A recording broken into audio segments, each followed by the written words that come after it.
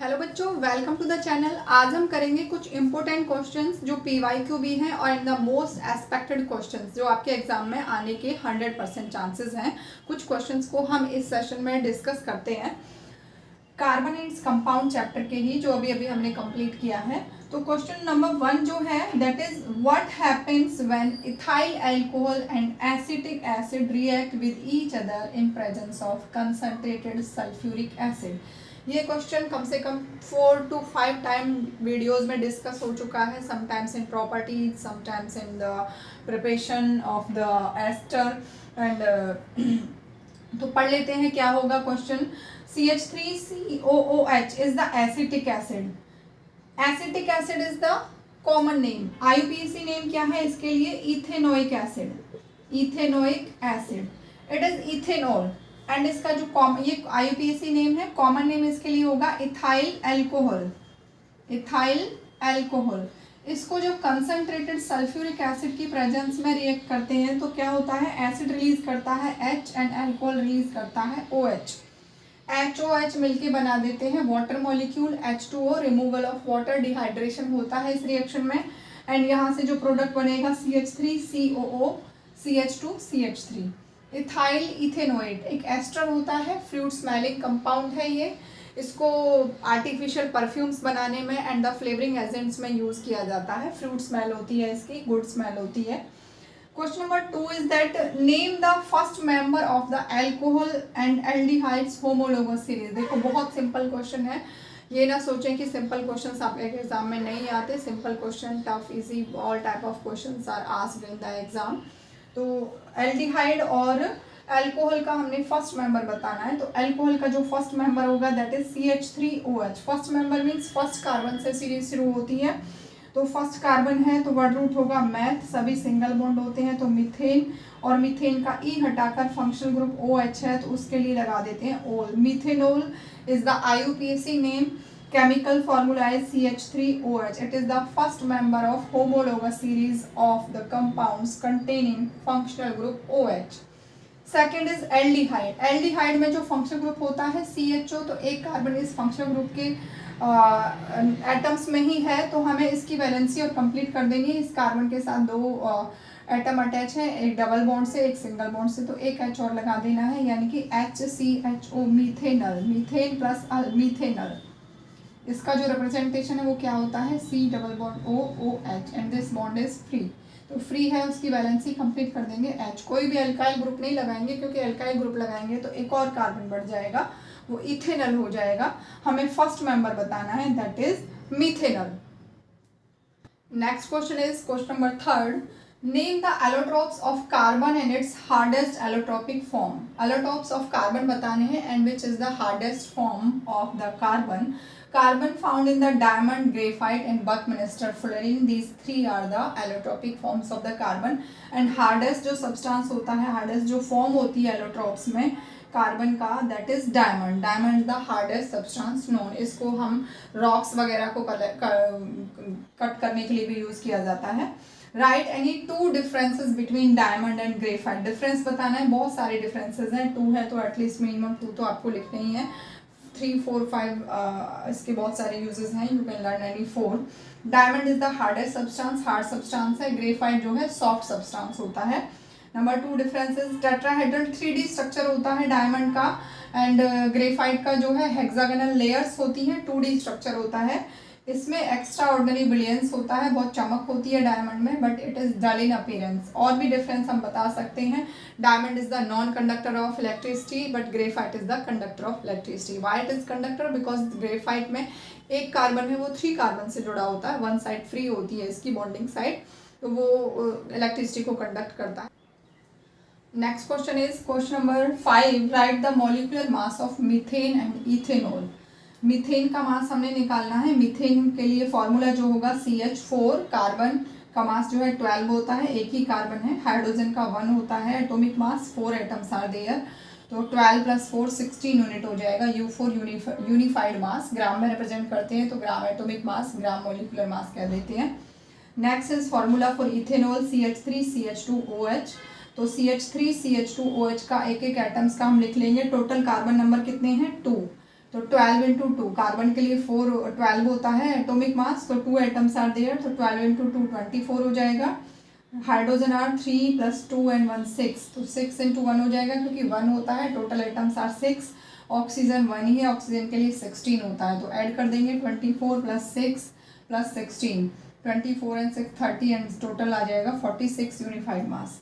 Next is write the electron dot structure of ethanoic acid. Ethanoic acid and the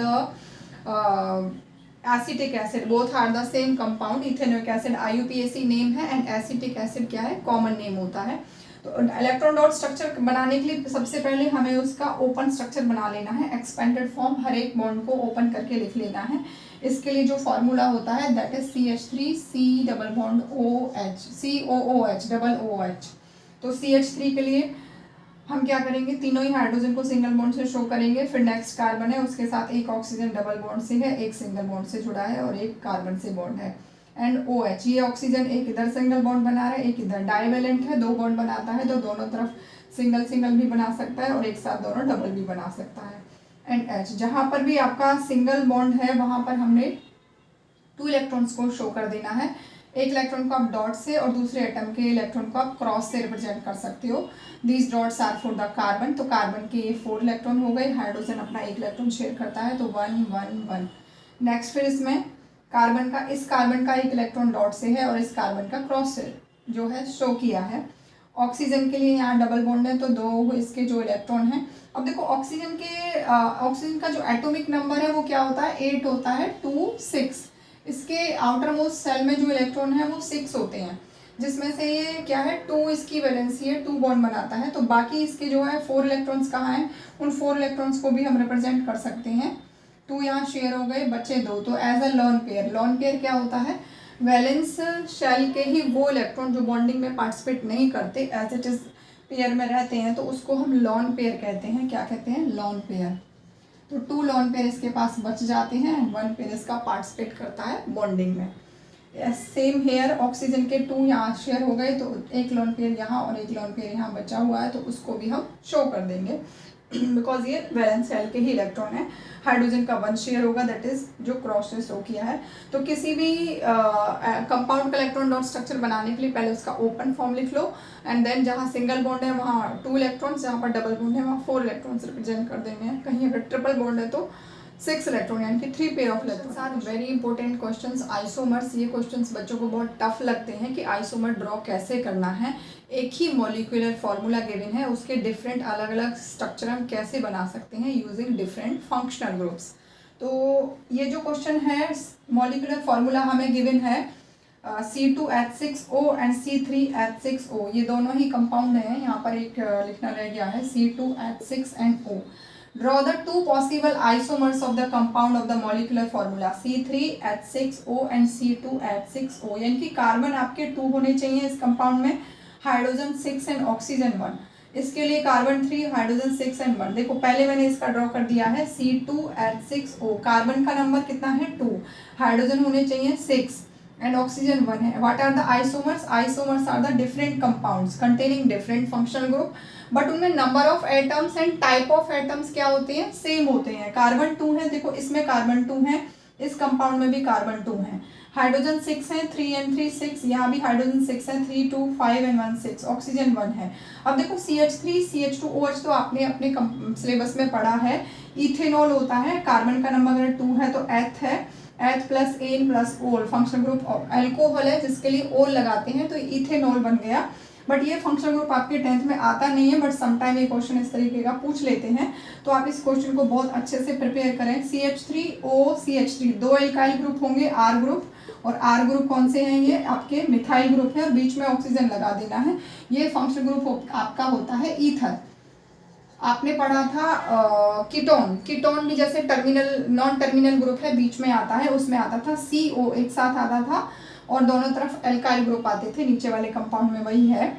but यहाँ पर single oxygen है, divalent oxygen है, और दोनों तरफ एल्काइल ग्रुप है, तो ये क्या है, फंक्शनल ग्रुप ईथर है, और इसके लिए जो सफिक्स है वो भी ईथर ही होता है।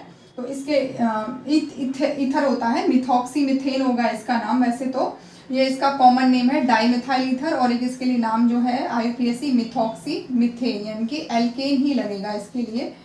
कॉमन नेम में ईथर लगा देते हैं, IUPAC में एल्केन ही होता है। तो एक कार्बन और ऑक्सीजन को मिथेन प्लस ऑक्सी मिथॉक्सी हो गया, और ये बचा आपका मिथेन। तो मिथॉक्सी मिथेन, इसको आप थोड़ा सा अच्छे से नोट कर सकते हो। नेक्स्ट इज इथेनॉल, ये तो आपने पढ़ा ही है। दूसरा जो फॉर्मूला है C3H6O, इसके लिए भी हमें 2 पॉसिबल आइसोमर्स बनाने हैं। आइसोमर्स क्या है, दोनों में number of carbon, number of hydrogen, oxygen, every type of atoms जो है सेम होना चाहिए, नंबर ऑफ एटम्स भी सेम होने चाहिए। तो ये एल्डिहाइड और कीटोन से बन जाएगा। CH3CO CH3 एल्डिहाइड है, एंड CH3CH2 CHO ये क्या है, कीटोन है। ये प्रोपेनॉन बनेगा 3 कार्बन का, और ये बनेगा प्रोपेनल। देखो कई बार बच्चों को कंफ्यूजन होता है कि एल्डिहाइड और कीटोन को हम डिफरेंट मतलब कैसे आइडेंटिफाई कर सकते हैं, दोनों में फंक्शनल ग्रुप लगभग सेम सा है। देखो C डबल बॉन्ड OK, इस तरफ भी एल्काइल ग्रुप आ जाए, इस तरफ भी एल्काइल ग्रुप आ जाए, यानी कि इसको किसी भी फॉर्म में बनाए, इस तरीके से बनाए या इस तरीके से बनाए, बाकी 2 वैलेंसी इसकी ऑक्सीजन से पूरी हो गई, बाकी जो 2 वैलेंसी रह गई उनको एल्काइल ग्रुप से, यानी कि कार्बन आ जाए।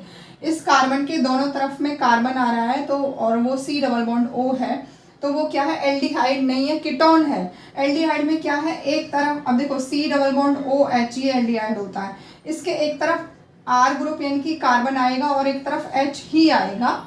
ये टर्मिनल ग्रुप है, ये कॉर्नर पर लगता है, तो C double bond OH CHO ये फंक्शनल ग्रुप है। कार्बन के एक तरफ कार्बन होगा और दूसरी तरफ हाइड्रोजन ही होगा, और कार्बन C डबल बॉन्डों के दोनों तरफ कार्बन है, तो वो क्या होगा, कीटोन फंक्शनल ग्रुप होगा। ये क्वेश्चन नंबर आपका 8 है। Questions are also very important question. Sometime detergents के सिर्फ केमिकल फॉर्मूले पूछ लिए जाते हैं और उनके डिसएडवांटेज पूछ लिए जाते हैं सॉप के कंपैरिजन में। तो next question is the molecular formula of an ester is C3H7COO C2H5। Esterification reaction आपके सिलेबस में दिया हुआ है, इथाइल इथेनोएट। यहाँ पर एक नया कंपाउंड दिया है C3H7COO C2H5। तो ये कौन से एसिड, ये बताना है कि कौन से एसिड और कौन से अल्कोहल से ये बनता है। देखो एसिड वाला पार्ट जो है इसमें पहले वाला होता है, और पीछे वाला पार्ट इसमें क्या होता है, अल्कोहल का होता है। तो पीछे कितने कार्बन का ग्रुप है, 2 का, यानी कि 2 कार्बन का अल्कोहल होगा। 2 कार्बन का अल्कोहल क्या होगा, 2 कार्बन से वर्ड रूट बटेगा एथ प्लस एन प्लस ओल, इथेनॉल, यानी कि C2H5OH ये इथेनॉल है। एंड आगे जो कार्बन है वो 3 यहाँ पर है और 1 यहाँ पर है, 4 कार्बन। 4 कार्बन का वर्ड रूट होता है ब्यूट, और एसिड लगाएंगे plus an and oic acid, butanoic acid. तो इसको एज इट इज फॉर्म में लिख देते हैं C3H7COH। देखो 3 अलग से क्यों लिखा है, क्योंकि एक कार्बन तो COH फंक्शनल ग्रुप में ही आ जाता है, 4 कार्बन चाहिए तो एक हम फंक्शनल ग्रुप में आ गया, और एक हमने इसको एक साथ भी लिख दिया C3H7। ये ब्यूटाइल, ये 3 कार्बन का प्रोपाइल है, इसको हम CH3CH2CH2 इस तरीके से भी लिख सकते थे। ये प्रोपाइल ग्रुप है और एक कार्बन यहाँ पर आ गया, तो टोटल 4 कार्बन हो गए, और COH functional group carboxylic acid है, तो ये ब्यूटेनोइक एसिड होगा। इसमें हमें यही बताना था कि इस एस्टर के अल्कोहल एंड एसिड कौन है जो रिएक्ट कर रहे हैं आपस में और ये एस्टर बना रहे हैं, दैट इज ब्यूटेनोइक एसिड। पीछे 2 कार्बन है, कैसे आइडेंटिफाई करना है, पीछे वाले जो ग्रुप है, पीछे वाला जो अल्काइल ग्रुप है वो अल्कोहल से आता है, और इस फॉर्मूले में जो आगे वाला होता है वो कहाँ आता है, एसिड से आता है। तो 4 कार्बन आर देयर, 3 and 1 4, तो ब्यूटेनोइक एसिड होगा, 2 कार्बन का अल्कोहल इथेनॉल होगा। दोनों को कंबाइन करेंगे तो ये ग्रुप एज इट इज रहता है आगे वाला C3H7 एंड CO। अब देखो OH यहाँ से चला गया और H यहाँ से चला गया, H2O निकल गया, डिहाइड्रेशन हो गया, वाटर मॉलिक्यूल का रिमूवल हो गया, तो C3H7COO एंड ये ग्रुप जुड़ जाएगा C2H5। अब नेम कैसे बनाना है, डबल ऑक्सीजन के बाद का जो अल्काइल ग्रुप है उसको हम पहले लिखते हैं सब प्रीफिक्स, तो 2 कार्बन का है तो इथाइल हो गया। अब उसके बाद वाले टोटल कार्बन कितने हैं, 3 and 1 4 कार्बन है, तो उससे हम एल्केन बनाएंगे, प्लस उसमें O8 लगा देंगे। 4 कार्बन का एल्केन क्या होगा, ब्यूटेन। अब ब्यूटेन का ई रिमूव करके एस्टर का जो सफिक्स है O8 वो लगा देंगे, तो ब्यूटेनोइट, इथाइल ब्यूटेनोइट, इसका क्या बन गया, IUPAC name. Next question is the right the chemical formula for 2 detergent. Detergents के सिर्फ केमिकल फॉर्मूले पूछ लिए जाते हैं और उनके नेम। अब देखो इस फॉर्मूले को आपको लर्न कैसे करना है, याद कैसे रखना है। इसमें क्या है, टोटल कार्बन कितने हैं, 11, CH2 का 11 कर दिया ब्रैकेट में, तो 11 and 1 12 कार्बन है, और ये बेंजीन रिंग से बना है। बेंजीन क्या होता है, C6H6। अब उसमें से 2 हाइड्रोजन को रिमूव कर दिया और उसकी जगह पर एक तो ये ग्रुप लगा दिया और एक ये ग्रुप लगा दिया SO3Na। ये जो है पॉजिटिव कटाइन जो है सोडियम, इसको सबसे आगे लिखेंगे और बीच में कार्बन के बारे में हमने लिखना है। तो ये कटाइन क्या है, सोडियम आयन है, तो सबसे आगे लिखेंगे सोडियम। फिर इसमें लिखा and dodecyl, do plus deca, do means 2, deca means 10, dodecyl alkyl group है ये 12 कार्बन का। देखो आपने नंबरिंग मैंने आपको 10 तक पढ़ाई थी, meth, eth, prop, but, pent, hex, hept, oct, non, dec. Dec means क्या होता है 10। अब देखो 11 बनाने के लिए 10 + 1 हो जाएगा, 1 के लिए हम अन या यूनी लगा देते हैं, 2 के लिए डो लगा देते हैं, तो यहाँ पे 12 कार्बन है, तो do plus deca, do deca बन गया। और एल्काइल ग्रुप के लिए हम YL लगाते हैं, तो डोडेसाइल, डोडेसाइल, तो ये बन गया डोडेसाइल। ये बेंजीन है तो benzene, and sulfonate, SO3 group है तो सल्फोनेट। सोडियम, ये सोडियम आगे आ गया, 12 ग्रुप है तो डोडिसाइल। एन लगाया है नॉर्मल के लिए, एक नॉर्मल चेन है, ये एक सिंपल चेन है, सीधी स्ट्रेट चेन है। Sodium and dodecyl, benzene, sulphonate. Benzene होता है C6H6, उसके 2 हाइड्रोजन को रिप्लेस करके एक इधर लगा दिया ये वाला ग्रुप और एक इधर लगा दिया। नेक्स्ट जो दूसरा एग्जांपल है दैट इज सोडियम एंड डोडिसाइल, ये तो सेम है, इसमें 12 कार्बन, 10 यहाँ पर है, एक यहाँ है और एक यहाँ है, 12 कार्बन। लेकिन इसमें बेंजीन नहीं है, इसमें है sulphate group. Sulphate group SO4 होता है, यहाँ सल्फोनेट था SULPHONAT, सल्फोनेट में ये SO3 था, सल्फेट में SO4 आएगा, सल्फेट। सोडियम आगे लिखा जाएगा, सोडियम एंड डोडिसाइल, कार्बन 12 का एल्काइल है, 12 कार्बन की एल्केन है, उसमें से 1 कार्बन रिमूव कर दिया तो एल्काइल बन गया। तो and dodecyl and sulphate, these are the 10 most important questions, revise these questions and मिलते हैं नेक्स्ट वीडियो में।